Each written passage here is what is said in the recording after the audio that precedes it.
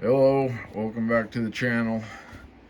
So I've been working on this joy line. I showed you guys yesterday. I basically got all the fabrication done. I got to take it apart and paint it. I think I'm just going to do simple black on this one. It was solid black when I got it, so I think I'm just going to do a simple black paint job on this. I don't really have a lot of different paints right now, and I don't want to do green again, so probably just do black. But I made this bracket in the back here, and struggled making that, but I finally got it. It still needs a little fine tuning, but got it made. There's a plate up in the front that I pop riveted in. See if I can get some better light. That holds the motor. I had to cut about quarter inch off the rods, and you can see this side here had to be bent a little to get around the wheel.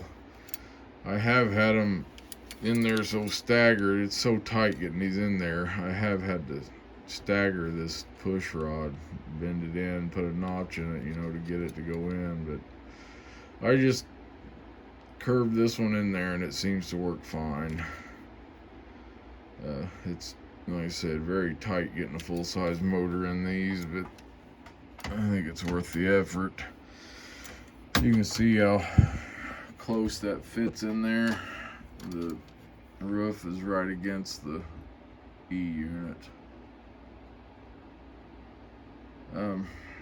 I still got, it's so tight, actually this one is, I may have to bevel the sides of the E unit top there to get it to fit just a little bit. You can see how the body's separated right now because it's just so tight going in there.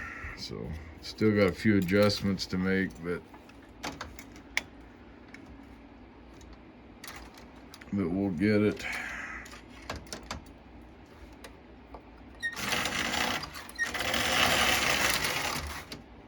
This tender doesn't like to back up. You can see I got the headlight working. I had to drill a hole here in the front. They don't put a hole in them for light because they either don't have a light, because this was a wind-up, and some of the wind-ups did have a light. They put a battery in the back here, and the bulb just protruded out the front. But I put my bulb back inside of it, and we'll use a Canadian Pacific type headlight ring on this. So go ahead and run it a little bit here.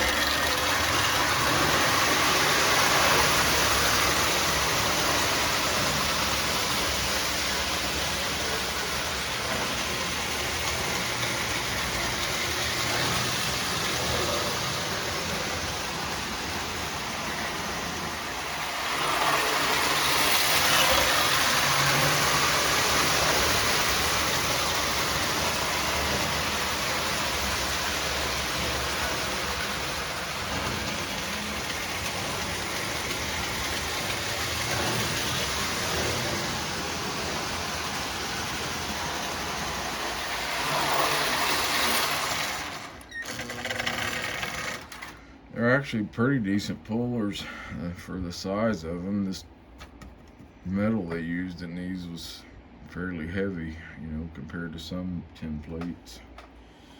At least some of Marx's, like the 8/9/8 and the other ones, they just, metal's a little thinner. This is fairly heavy, so it's got pretty decent weight to it. I'm gonna try to clip this phone in my holder here, this camera, and we'll take it apart. The easiest way to show you what I've done, if I can get this in here without shutting it off. And we did shut it off, but we'll just add this video together. So let's see if we can pull this apart where you guys can see it. I'm loading my screwdriver over here. So Basically these two screws in the back here. Try not to, oh sorry, it's camera. Try not to drop them here.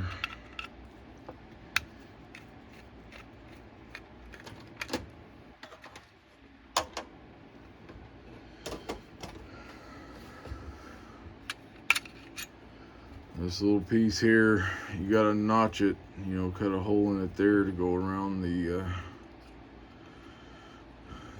contact right there where it sticks out, it protrudes out past the motor edge, so you gotta cut a hole in that so it doesn't short. So that's the back piece, and the motor will come out of here, but man, it's a tight fit the way I made this one. But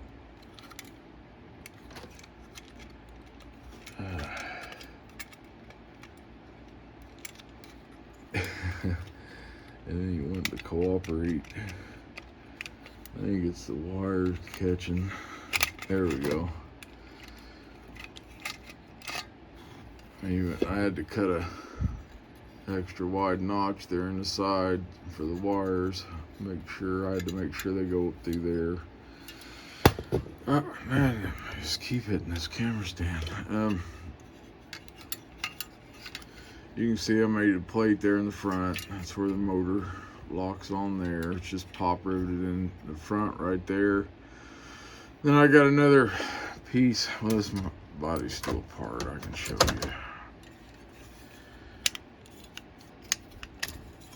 you. Got another piece here just to help support it up. And that's about it. You can see all the cutting I had to do. In this one, I actually had to cut out this one notch like that. Usually I can get it just to stay, but I don't know, something different about this one. I had to cut it out of there. I don't know if this body's made just a tad bit smaller, but it's been quite an effort on this one. And mounted the headlight on the back. Just made a bracket to go around the back of the motor. Piece of brass tube in there so I don't collapse the chassis and the motor frame.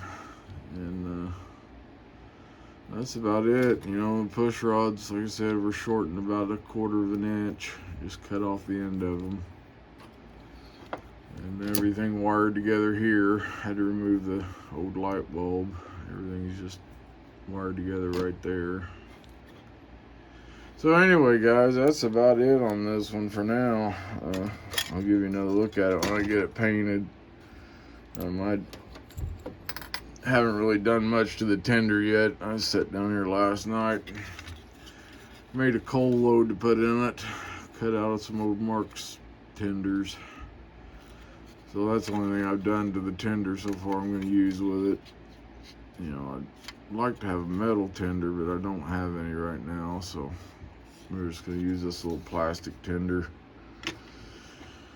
I don't know. I'm thinking about just, you know, the little Marx 3/16 scale wheels and using it with those cars.